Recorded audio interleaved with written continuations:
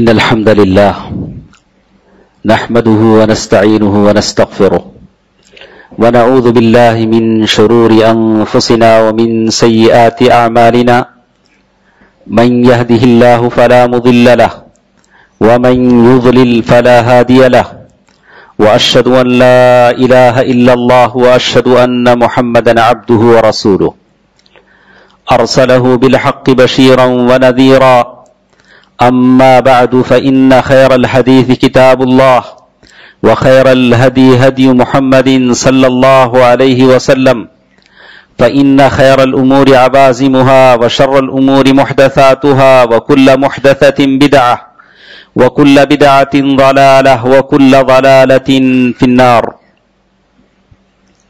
فأعوذ بالله من الشيطان الرجيم بسم الله الرحمن الرحيم إن المتقين في جنات وعيون ادخلوها بسلام آمنين ونزعنا ما في صدورهم من غل إخوانا على سرر متقابلين لا يمسهم فيها نصب وما هم منها بمخرجين. محترم حضرات، بزرگوں، دوستوں، عزیزوں، ماں اور بہنوں، چھوٹے بچوں، تمام تعریفیں صرف اور صرف اللہ تبارک و تعالیٰ کے لیے ہیں جو ہم تمام کا خالق ہے، مالک ہے. اور پھر درود و سلام ہو میرے اور آپ کے پیارے نبی محمد مصطفیٰ صلی اللہ علیہ وسلم کی ذات پر، اور اللہ تبارک و تعالیٰ کی رحمتیں ہوں، برکتیں ہوں آپ صلی اللہ علیہ وسلم کی اہل بیت پر اور سارے صحابہ پر، تابعین پر، تبع تابعین پر، ائمہ پر، محدثین پر، قیامت تک اس دین کے سچے راستے پر عمل کرنے والوں پر اللہ تعالیٰ کی رحمتیں اور برکتیں ہوں.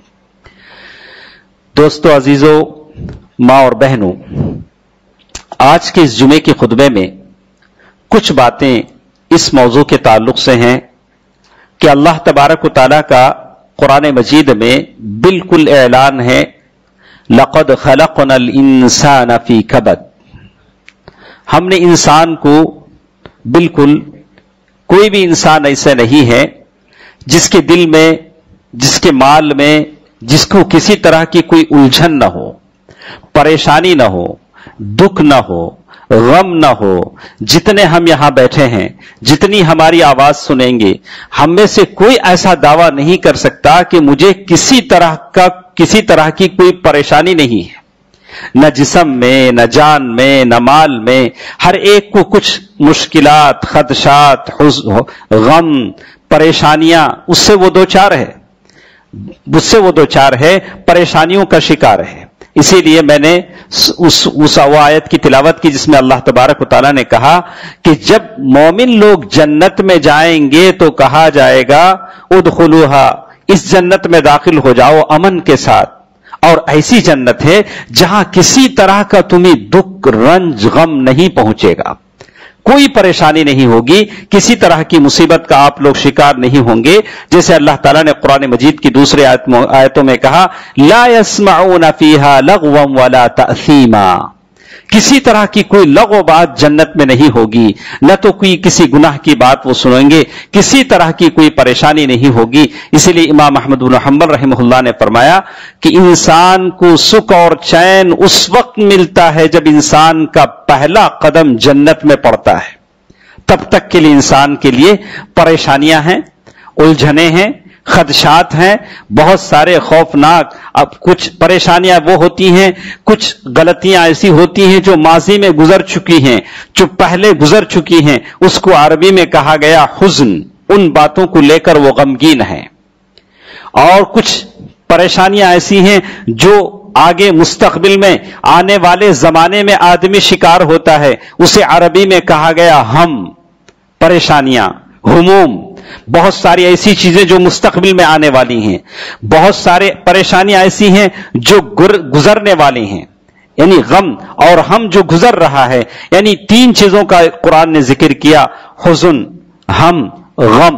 غم، یہ تینوں چیزیں، تینوں طرح کی مشکلات سے انسان دوچار ہوتا ہے.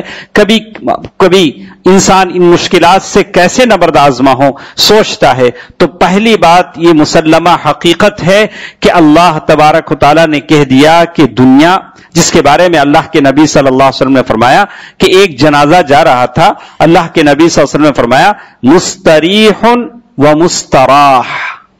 صحابہ کرام نے کہا اللہ کے نبی صلی اللہ علیہ وسلم اس کا کیا مطلب ہے؟ اس کا کیا مطلب ہے؟ کہا کہ اگر جانے والا نیک ہے تو دنیا کی مصیبتوں سے، رنج و غم سے وہ نجات پا گیا، اب وہ جنت میں داخل ہوگا، جنت کی نعمتیں اس کا استقبال کریں گی.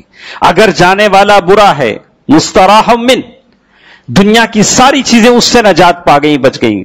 البلاد، دنیا کے جو لوگ ہیں، درخت ہیں، شجر ہیں، حجر ہیں، سارے کے سارے اس گنہگار آدمی سے نجات پا لیے. تو دو ہی حقیقتیں انسان کی ہوتی ہیں، یا تو انسان نیک ہوتا ہے یا تو برا ہوتا ہے. تو دوستو عزیزو، دنیا کی جو مصیبتیں ہیں، جس کو کہا گیا کہ دنیا کی مصیبتیں انبیاء کا پیچھا نہیں چھوڑا، اسی لیے اللہ کے نبی صلی اللہ علیہ وسلم سے پوچھا گیا تو کہا اشد الناس بلاء الانبیاء ثم الامثل فالامثل. سب سے زیادہ مصیبتیں انبیاء پر آتی ہیں، پھر ایمان جن کا جتنا طاقتور ہوتا ہے اللہ تبارک و تعالیٰ ان کو ویسے آزماتا ہے. اور بتایا گیا، اللہ کے نبی صلی اللہ علیہ وسلم سے پوچھا گیا، اللہ کے نبی صلی اللہ علیہ وسلم آپ پر سب سے زیادہ تکلیف دہ دن کون سا تھا؟ ابو ہریرہ رضی اللہ تعالیٰ عنہ کی حدیث سے کہا کہ وہ معراج کی رات تھی، میں معراج کی رات سے واپس آیا، صبح میں کعبۃ اللہ کے سائے میں بیٹھا اور وہاں ہجر اسماعیل اور وہاں میں بیٹھا ہوا تھا، اور میں نے لوگوں سے کہا کہ رات میں بیت المقدس کا سفر کر آیا، ساتوں آسمان کی سیر کر آیا، اور اللہ تعالیٰ نے یہ چیزیں مسلمانوں کے لیے نمازوں کی فرضیت ہوئی، یہ ساری باتیں میں نے انہی ساری چیزیں بتائی گئیں. تو لوگوں نے مجھ سے سوالات کرنے شروع کر دیے کہ بیت المقدس کا فلاں دروازہ کدھر ہے، فلاں کھڑکی کدھر ہے، اور میں بہت بڑی تکلیف محسوس کر رہا تھا. اتنی تکلیف مجھے کبھی نہیں ہوئی، اور میں بول نہیں پا رہا تھا، جو سوالات مجھ سے ہو رہے تھے، یہاں تک کہ اللہ تبارک و تعالی نے بیت المقدس کو میرے نگاہوں کے سامنے لا کر رکھ دیا. اللہ تبارک و تعالی کو یہ پسند نہیں آیا اور یہ چیز منظور نہیں ہوئی کہ اللہ کے نبی صلی اللہ علیہ وسلم کو تکلیف ہو، اور بیت المقدس کو لا کر کھڑا کر دیا گیا، اور وہ لوگ پوچھتے جاتے تھے، میں جوابات دیتے جاتا تھا. تو یہ تکلیف، الجھن، مصیبتیں، دکھ، غم، رنج، اس کا شکار میرے اور آپ کے پیارے نبی محمد مصطفیٰ صلی اللہ علیہ وسلم کو بھی اس دور سے گزرنا پڑا ہے.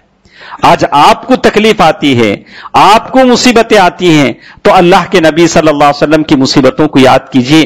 وہ دکھ اور رنج اور غم مختلف طریقوں کا ہوتا ہے.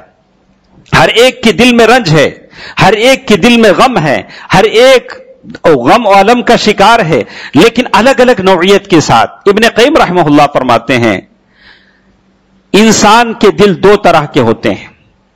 ایک دل ہوتا ہے عرش الرحمن، وہ رحمان کا عرش ہے انسان کا دل.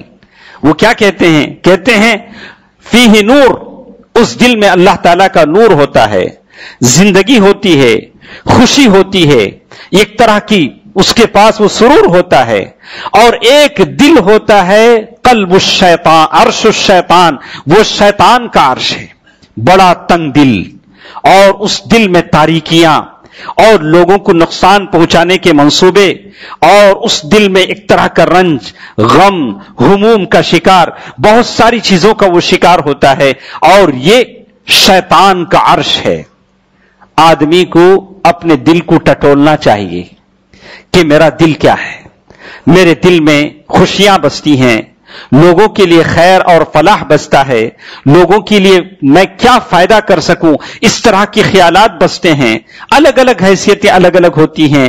آپ اللہ کے نبی صلی اللہ علیہ وسلم کو دیکھیے، کبھی اللہ کے نبی صلی اللہ علیہ وسلم کو یہ فکر لگی ہے، یہ غم لگا ہے کہ میں لوگوں کو نماز کے لیے کیسے جمع کروں، کیسے جمع کروں، لوگوں سے عبداللہ بن زید رضی اللہ تعالیٰ عنہ صحابی رسول ہیں، وہ کہتے ہیں کہ اللہ کے نبی صلی اللہ علیہ وسلم نے کہا کہ اللہ کے نبی صلی اللہ علیہ وسلم کو بڑی فکر شروع ہوئی کہ لوگوں کو میں نماز کے لیے کیسے جمع کروں، اور اس کے لیے اللہ کے نبی صلی اللہ علیہ وسلم نے مشورہ لیا، کسی نے کچھ مشورہ دیا، کسی نے گھنٹی بجانے کا مشورہ دیا، کسی نے ناقوس بجانے کا مشورہ دیا۔ کہتے ہیں اسی غم کو لے کر میں گھر پہنچا تو میں نے خواب دیکھا، خواب میں ایک سکھانے والے نے اسی اذان کے کلمات سکھائے۔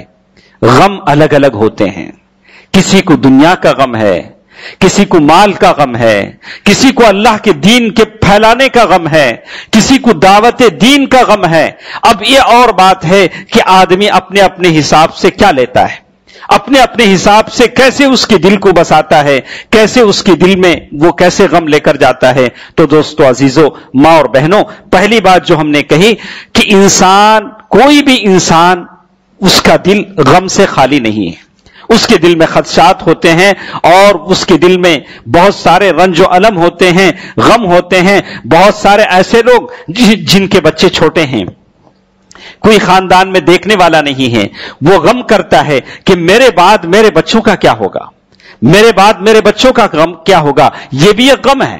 بہت سارے ایسے ہیں دعوتی دین کے طرف میں مسلمانوں کی جگہ جگہ جو حالات ہو رہے ہیں، ان تمام چیزوں کا رنج و غم ان کے دلوں میں پایا جاتا ہے۔ ایک مسلمان ہونے کے ناطے اس طرح کا رنج و غم کرنا ہمارے لیے ضروری ہے۔ تو ہم نے بتایا کہ عربی میں 3 طرح کے حدیثوں میں ہم آپ کو آج کے اس جمعے کے خطبے میں بتائیں گے کہ پہلی بات آپ کے دل و دماغ میں اور میرے سمجھ میں آ گئی کہ انسان کے ساتھ غم، دکھ، درد یہ ایک رشتہ ہے جس سے ہم بہت کم لوگ بچ پاتے ہیں، بہت کم لوگ بچ پاتے ہیں۔ تو قرآن میں یا حدیثوں میں جن باتوں کا ذکر کیا گیا، ایک تو حزن ہے۔ حزن کے معنی غم کے ہیں۔ گزرے ہوئے زمانے میں کسی سے کوئی گناہ ہو گیا یا کوئی غلطیاں ہو گئیں، ان کے تعلق سے اس کے دل میں غم پایا جاتا ہے۔ اور اسی طرح ہم کے معنی ہیں مستقبل میں کوئی چیز پیش آنے والی ہے۔ ایک آدمی کو خبر کی زندگی کا غم لگا ہے، خبر کی زندگی کا ہم پریشانی لگی ہے، حشر کے میدان کا وہاں لگا ہے۔ 50,000 سال ہم کیسے ٹھہریں، کیسے اس پریشانی کو برداشت کریں، یہ خوف آئندہ آنے والی زندگی کا ہے۔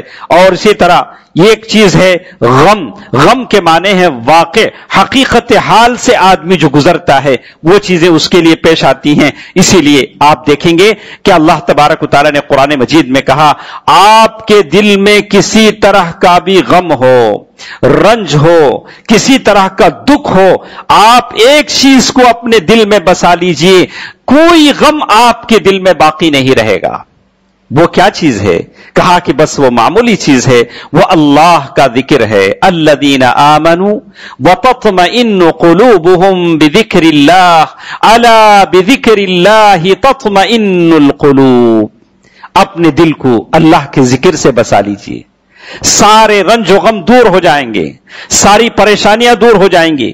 دیکھیے بخاری اور مسلم کی حدیث ہے، میں آپ سے کہتا ہوں، گزارش کرتا ہوں، دوا آپ کے پاس ہے، بتانے والے طبیب نے بتا دیا، لیکن فائدہ کتنے لوگ اٹھاتے ہیں اپنے رنج و غم کو دور کرنے کے لیے، اپنے مصیبتوں کا علاج کرنے کے لیے مارے پھرتے ہیں، لیکن میرے نبی نے جو علاج بتایا اس پر بہت کم لوگ عمل کرتے ہیں۔ بخاری اور مسلم کی حدیث ہے، کہتے ہیں اللہ کے نبی صلی اللہ علیہ وسلم نے، حضرت ابن عباس سے روایت ہے کہ نصیحت کی کہ اس دعا کو تم پڑھو، کہا لا الہ الا اللہ العظیم الحلیم۔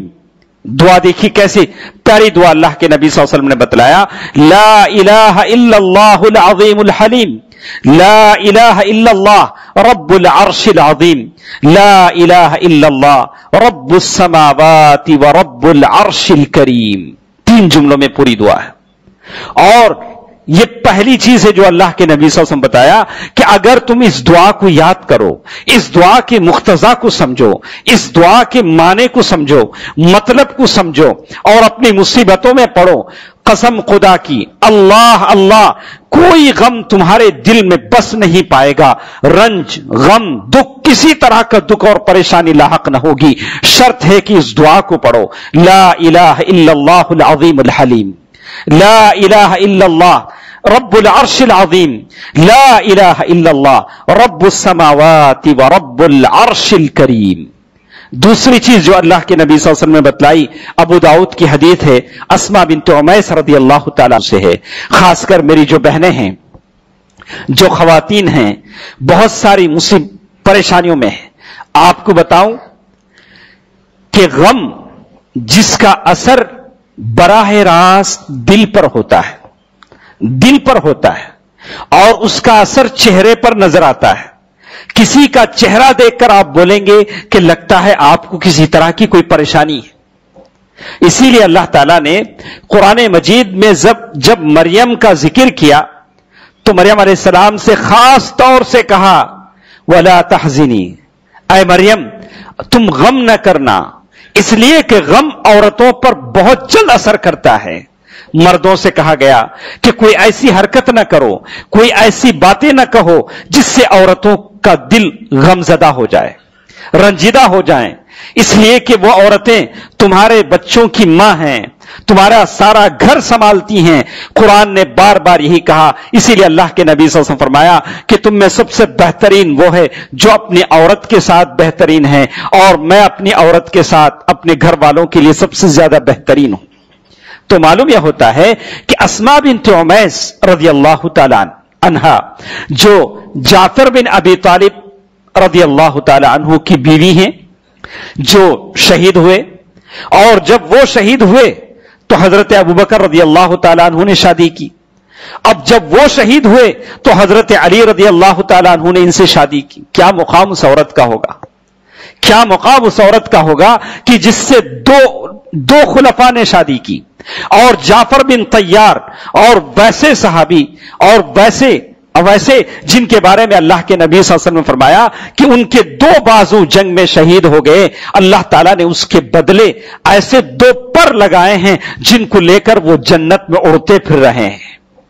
इन तीनों लोगों की बीवी हैं अस्मा बिन्त उमैस रज़ियल्लाहु ताला अन्हा, जिन्होंने हजरत फातिमा रज़ियल्लाहु ताला अन्हा की फरमाइश पर सबसे पहले जनाजा जिन्होंने बनाया, हजरत फातिमा रज़ियल्लाहु ताला अन्हा ने कहा कि मुझे अच्छा नहीं लगता है कि औरत की नाश खटिया पर डाली जाती है, बेड पर डाली जाती है, कपड़ा उड़ाकर लोग ले जाते हैं, उसका जिस्म अंदर से छलकता है। अस्मा बिन्त उमैस रज़ियल्लाहु ताला अन्हा ने कहा, ऐ फातिमा क्या मैं तुमको बतलाऊं, मैंने जब जाफर के साथ हिजरत किया और वहां मैंने हबशा में देखा कि लोग खजूर की जो टहनियां होती हैं उसे ऐसे झुकाकर जनाजा बनाते हैं, उसमें औरत की मैयत होती है। जब उस चीज को बनाकर बतलाया तो हजरत फातिमा रज़ियल्लाहु ताला अन्हा को बड़ी खुशी हुई। कहा कि ऐ अस्मा ऐसा करो कि मेरे मर जाने के बाद, मेरे दुनिया से जाने के बाद तुम और अली दोनों मिलकर मुझे गुस्ल देना और मेरा जनाजा ऐसे ही जाना कि मरने के बाद भी किसी की निगाह मुझ पर न पड़े। अल्लाह अल्लाह, ये शर्म हया के पैकर हैं, ये आफीफा हैं जिनको देखकर आज की मुसलमान औरतों को लेना चाहिए। आप भी बहुत सारी ऐसे मुसलमान औरतों को देखते हैं जिनके सरों पर पर्दा नहीं होता, नीचे से तो बुर्का है लेकिन सर बगैर पर्दे के है। इसका एहतियात करनी चाहिए और इनको नमूना बनाना चाहिए। ऐसे अस्मा बिन्त उमैस रज़ियल्लाहु ताला अन्हा, जिनके बारे में कहते हैं अल्लाह के नबी सल्लल्लाहु अलैहि वसल्लम ने उनको नसीहत की तो कहा, ऐ अस्मा क्या मैं तुमको कोई जिक्र ऐसा न बताऊं जिनसे तुम्हारी सारी परेशानियां खत्म हो जाएं, मुसीबतें खत्म हो जाएं। तो अस्मा बिन्त उमैस रज़ियल्लाहु ताला अन्हा ने कहा, अल्लाह के नबी जरूर बताइए।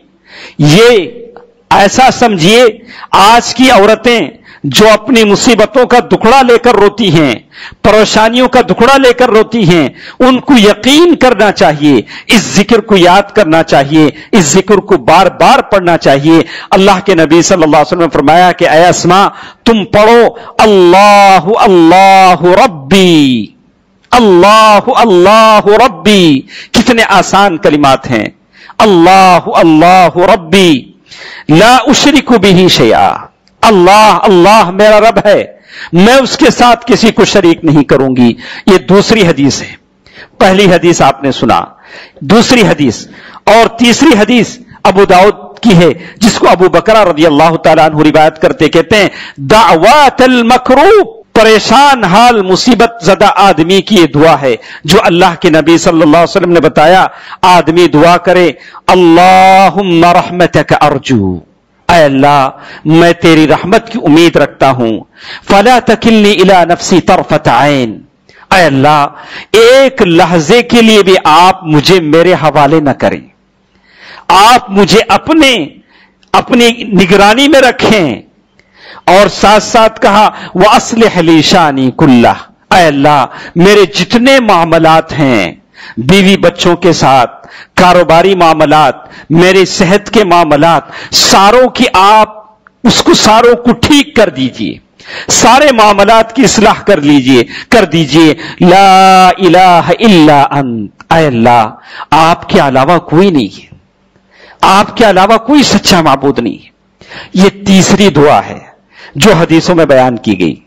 और चौथी चीज जो हदीसों में बयान की गई, तिरमिजी की रिवायत है, साद इब्न अबी वक्कास, तिरमिजी में साद इब्न अबी वक्कास रदियल्लाहु तआला अन्हु से मरवी है, अल्लाह के नबी सल्लल्लाहु अलैहि वसल्लम ने फरमाया, दावतु दिन्नून, यूनुस अलैहिस्सलाम की दुआ, जब उन्होंने मछली के पेट में दुआ की, जिसे अल्लाह तबारक व तआला ने कहा, वज़न्नूनी इज़ ज़हब मुग़ाज़िबा, वज़न्नून इज़ ज़हब मुग़ाज़िबन फ़ज़न्न अन लन नक़दिर अलैहि फ़नादा फ़िज़्ज़ुलुमात अल्ला इलाहा इल्ला अंत सुब्हानक। यूनुस अलैहिस्सलाम ने दुआ की, अल्ला इलाहा इल्ला अंत सुब्हानक इन्नी कुन्तु मिनज़्ज़ालिमीन, ऐ अल्लाह तेरे अलावा कोई नहीं है, तेरे अलावा कोई सच्चा माबूद नहीं है, मैं जालिमों में से हूं। ये 4 हदीसों में 4 दुआएं हैं जो आपके और मेरे मुसीबत का इलाज है, आपके और मेरे दुख का इलाज है, जिसकी वजह से हम बीमारियों का शिकार होते हैं, मुसीबतों का शिकार होते हैं। और आप अच्छी तरह समझ लें कि इन चारों चीजों में एक ही बुनियादी चीज बयान की गई है, वो तौहीद है, तौहीद है। और जैसे शायर ने कहा, यही तौहीद थी जिसे न तूने समझा न मैंने समझा, न आप समझे न मैं समझा। और तौहीद को इसीलिए बार बार कहा जाता है, ये अंबिया की दावत है, आपके दुनिया में आमद का जरिया है, दुनिया में आप और हम इसीलिए पैदा किए गए हैं, तौहीद को फैलाएं, मुवहिद बने, दुनिया से जाते हुए करीमे तौहीद लेकर जाएं, ला इलाहा इल्लल्लाह। यही तौहीद है जिसके लिए दुनिया बसाई गई, अंबिया भेजे गए, और इसी तौहीद के न होने की वजह से आप और हम मुसीबतों का शिकार हैं और गैरों के हाथों से पिट रहे हैं। लेकिन फिर भी हम खबरों के तवाफ नहीं छोड़ते, खबरों पर चादरें नहीं छोड़ते, खबरों पर मन्नतें नहीं छोड़ते, खबरों की जियारतें नहीं छोड़ते, यानी ऐसी जियारतें जो गैर शरई हों। और एक तरफ कह रहा है, चारों दुआओं में ही बात बताई गई कि तुम मुवहिद बन जाओ, सारी परेशानियां हल हो जाएंगी। दोस्तों अजीजों, मैं आपको बता दूं कि शिरक की जो बुनियाद है तौहीद से हटकर, वो 2 चीजों, एक चीज पर है जो 2 चीजों में बढ़ जाती है। वो चीज है तवहुम परस्ती। तवहुम परस्ती कहते हैं, शैतान जल्बल मनफा व दफ़अल मदर्रा, अल्लाह ताला से हटाकर दूसरी चीजों में आदमी को लगाता है कि इससे तुमको यहां से फायदा मिलेगा, यहां से तुमको नुकसान पहुंचेगा। 2 चीजें हैं। शैतान दूसरी चीजों में आपको ले जाता है कि अगर तुम इसकी इबादत करोगे तो फायदा मिलेगा, और इससे तुम नहीं डरोगे तो तुम्हारा नुकसान हो जाएगा। इन 2 चीजों को लेकर इंसान सारे नुकसान में मुब्तला होता है। मज़ाहिर परस्ती में, सितारों की पूजा में, चांद सितारों की पूजा में, बुत परस्ती में, जिन्नात को मानने में, अकल परस्ती में, जहन परस्ती में, औलिया परस्ती में, खबर परस्ती में, उलमा परस्ती में इंसान शामिल हो जाता है जब तौहीद से हट जाता है। توحید سے ہٹ جاتا ہے تو مصیبتیں اس کی ارد گرد جمع ہو جاتی ہیں۔ تو دوستو عزیزو، میں آپ کو بتا دوں، جو 3 حدیثیں ہم نے آپ کے سامنے، 4 جو دعائیں ہم نے آپ کے سامنے بتائیں، ان 4 دعاؤں میں بس ایک ہی بات کا ذکر ہے کہ آدمی توحید کو اپنائے، جس کے لیے اللہ تعالیٰ نے ساری کائنات کو پیدا کیا ہے۔ اس کے بعد اس کے سارے غم دور ہو جائیں گے، پریشانیاں دور ہو جائیں گی۔ اسی لیے اللہ تعالیٰ نے کہا وَمَا خَلَقْتُ الْجِنَّ وَالْإِنسَ إِلَّا لِيَعْبُدُونَ۔ آدمی اس بات کا عقیدہ رکھے، لا معبود بحق الا اللہ، کوئی معبود نہیں سچائی کے ساتھ جس کی عبادت کی جائے سوائے اللہ تبارک و تعالیٰ کی، کوئی ایسی ذات نہیں جس سے میں مانگ سکوں سوائے اللہ تبارک و تعالیٰ کی، کوئی ایسی ذات نہیں جس کی طرف آپ پناہ لے سکیں سوائے اللہ تبارک و تعالیٰ کے۔ نہ کسی پر توکل ہو سکتا ہے، نہ کسی پر بھروسہ ہو سکتا ہے۔ آپ ان دعاؤں کو یاد کیجئے، 3 چیزیں ضروری ہیں۔ ان دعاؤں کو یاد کرنا، ان دعاؤں کے تقاضوں کو سمجھنا، ان دعاؤں کو وقت پر پڑھنا۔ عورتوں کے لیے تو آسان ہے، آسان دعا اللہ کے نبی صلی اللہ علیہ وسلم نے سکھائی، اللہ اللہ ربی۔ آدمی بار بار کہے اللہ میرا اللہ۔ جب آدمی اللہ کا لفظ پکارتا ہے تو ساری پریشانیاں اس کی دور ہو جاتی ہیں، اس کا دل بالکل اللہ تبارک و تعالیٰ سے جڑ جاتا ہے، اس میں الوہیت بھی ہے، عبودیت بھی ہے، ساری چیزیں اللہ تبارک و تعالیٰ کے ساتھ پھر جاتی ہیں، اور وہ کہتا ہے اللہ ربی، اللہ تعالیٰ میرا رب ہے۔ جب رب کہتا ہے تو وہ اللہ خالق ہے، رازق ہے، منعم ہے، جو رزق بھی دیتا ہے، آپ پر احسانات بھی کرتا ہے، ساری کائنات کو چلاتا ہے، ساری کائنات کو پھیرتا ہے، آپ کو کسی طرح کی کوئی تکلیف نہیں پہنچے گی جب اس طرح کا عقیدہ آپ رکھیں گے۔ جیسے اللہ تبارک و تعالیٰ نے کہا یا ایھا الناس اعبدوا ربکم الذی خلقکم والذین من قبلکم، اے لوگو اس اللہ کی عبادت کرو جس نے تم سب کو پیدا کیا ہے۔ تو دوستو عزیزو، ماں اور بہنوں، یہ آسان قسم کی دعائیں ہیں جو صحیح حدیث سے ثابت ہیں، خاص کر دعوت الذنون، جس کے بارے میں اللہ کے نبی صلی اللہ علیہ وسلم نے فرمایا، صحیح حدیث ہے، جس کسی بندے کو کوئی تکلیف ہو، کوئی مصیبت ہو، کوئی رنج ہو، کوئی غم ہو، وہ اللہ تبارک و تعالیٰ سے اس بات کی دعا کرے، یعنی وہ یونس علیہ السلام کی اس دعا کو پڑھے جو انہوں نے تاریکیوں میں پڑھا تھا۔ جیسے کہتے ہیں کہ وہاں کتنی تاریکیاں تھیں، مچھلی کی پیٹ کی تاریکی تھی، سمندر کی تاریکی تھی، اور پھر رات کی تاریکی تھی۔ ان تمام تاریکیوں میں انہوں نے اللہ کو پکارا، کوئی دوسرا سہارا نہیں تھا، اور وہ یہ بھی کہہ رہے تھے اے اللہ اگر میں مچھلی کی پیٹ میں پھنس گیا ہوں تو یہ میرا قصور ہے، تیری طرف سے کوئی مجھ پر ظلم نہیں ہے۔ اعتراف کیا، اپنی غلطی کا اعتراف کیا کہ اللہ میں ظالم ہوں، میں نے اپنے نفس پر ظلم کیا ہے۔ اگر آپ کسی بیماری میں ہیں، کسی دکھ میں ہیں، اور اپنے اولاد کی نافرمانی کا شکار ہیں یا کسی اور ظلم کا شکار ہیں، تو اپنے گناہ کا اعتراف کیجئے، یا اللہ ہو سکتا ہے میرے کسی قصور کی یہ سزا مجھے مل رہی ہو کہ میرا شوہر ظالم ہے یا کسی کی بیوی نافرمان ہے، ایسا ہو سکتا ہے۔ آدمی اپنے گناہ کا اعتراف کرے، اللہ کے بارگاہ میں رجوع ہو، بار بار ان دعاؤں کو پڑھے، اللہ اللہ ربی ولا اشرک بہ شیئا، اللہ میرا رب ہے، میں اس کے ساتھ کسی کو شریک نہیں کرتا، لا الہ الا انت سبحانک انی کنت من الظالمین۔ ان دعاؤں کو بار بار پڑھیے، درود شریف پڑھیے، دیکھیے کیسے اللہ تعالیٰ آپ کی دل کی دنیا کو بدل دیتے ہیں، آپ خوش ہو جائیں گے، کوئی پریشانی نہیں ہوگی، اللہ تعالیٰ آپ کی پریشانیوں کو دور کر دے گا، اس لیے کہ یہ وعدہ، یہ باتیں میرے اور آپ کے پیارے نبی صلی اللہ علیہ وسلم کی ہیں۔ اللہ تعالیٰ سے دعا ہے کہ اللہ تبارک و تعالیٰ ہم تمام مسلمانوں کو اپنی نعمتوں سے مالا مال فرمائے، ہماری جو پریشانیاں ہیں، الجھنیں ہیں، مصیبتیں ہیں، اللہ تعالیٰ توحید کی برکت سے اسے دور فرما دے، اللہ تعالیٰ ہر ایک کو موحد بنائے، توحید پرست بنائے، ایسی توحید ہمارے دلوں میں رچ بس جائے جس سے دنیا کی مصیبتیں ہماری نگاہوں میں ہیچ ہو جائیں، دنیا کی مصیبتوں کی کوئی حقیقت ہمارے پاس نہ ہو۔ اللہ تعالیٰ آخرت کی پریشانیوں کو ہم سے دور فرمائے، آخرت میں اللہ تعالیٰ ہمیں اپنے امن و امان میں رکھے۔ اللہ تعالیٰ جتنے مسلمان ہیں پریشان ہیں ان کی پریشانیوں کو دور فرمائے۔ اللہ تعالیٰ جو لا ولد ہیں انہیں اولاد کی نعمتوں سے مالا مال فرمائے۔ اللہ تعالیٰ جو غریب مسلمان ہیں اللہ تعالیٰ ان کے اپنے خزانوں سے مالا مال فرما دے۔ اللہ تعالیٰ تمام کی تجارتوں میں برکت عنایت فرمائے۔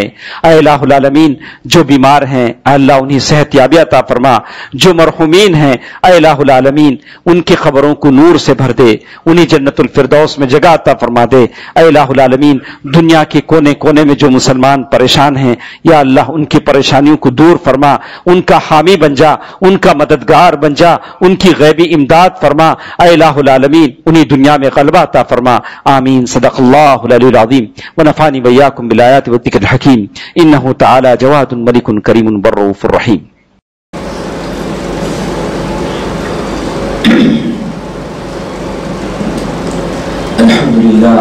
الحمد لله نحمده ونستعينه ونستغفره ونؤمن به ونتوكل عليه ونعوذ بالله من شرور أنفسنا ومن سيئات أعمالنا من يهده الله فلا مضل له ومن يضلل فلا هادي له وأشهد أن لا إله إلا الله وأشهد أن محمدا عبده ورسوله أرسله بالحق بشيرا ونذيرا أما بعد فإن خير الحديث كتاب الله وخير الهدي هدي محمد صلى الله عليه وسلم فإن خير الأمور عوازمها وشر الأمور محدثاتها وكل محدثة بدعة وكل بدعة ضلالة وكل ضلالة في النار فأعوذ بالله من الشيطان الرجيم بسم الله الرحمن الرحيم إن الله وملائكته يصلون على النبي يا أيها الذين آمنوا صلوا عليه وسلموا تسليما اللهم صل على محمد كما صليت على إبراهيم وعلى آل إبراهيم إنك حميد مجيد اللهم بارك على محمد وعلى آل محمد كما باركت على إبراهيم وعلى آل إبراهيم إنك حميد مجيد